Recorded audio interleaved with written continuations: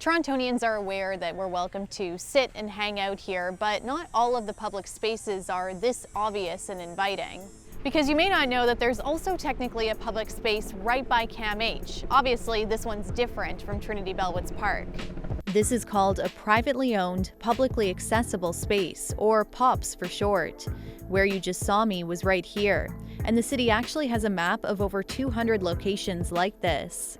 POPS is part of the urban realm. If you think of our public spaces such as parks and courtyards, this is another piece of that. In neighborhoods like where we are today and many others where communities live in more dense pockets, obviously we can't just pop a park out of nowhere. So how do we make use of the space that's already here? We can work with local developers to create spaces like POPS. This is how it works. Often the city will negotiate with private developers to include POPs as part of the development application and review process.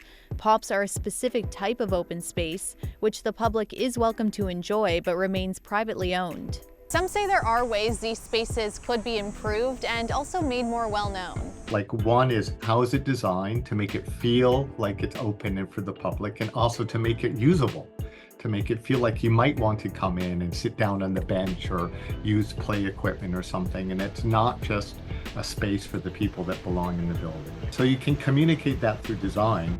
And the other one is through the signage. And the signage could be better. In New York City, for example, they've really developed their POPS program. Daniel Rothstein, known as the urban geographer, wants to see more accessible public space in the city. Here's how he's helping to address it. Plaza POPs trades parking spaces for people places. Basically, we work with communities to identify parking lots and other underinvested spaces outside of Toronto's downtown cores. Their aim is to create gathering places where already existing vibrant culture, community, and business can continue to thrive. And so far, people love them. They're very nice to sit with friends and to just hang around the area and just chill. I think they're very fun and they're very useful if you want to go buy something and then come back out and eat it.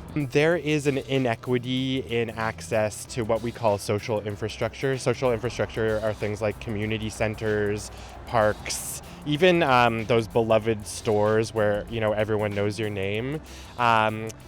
A lot of social infrastructure is concentrated in the downtown core and along the subway lines, and there's less of it in the inner suburbs of Toronto. So we want to work with communities to create social infrastructure that represents them and they take ownership of and allows them to express what their community wants and needs. While getting creative to make more spaces people can enjoy is celebrated, advocates say they're still not replacements for parks. And the hope is that as the city continues to grow, green space is still kept top of mind. Talia Ricci, CBC News, Toronto.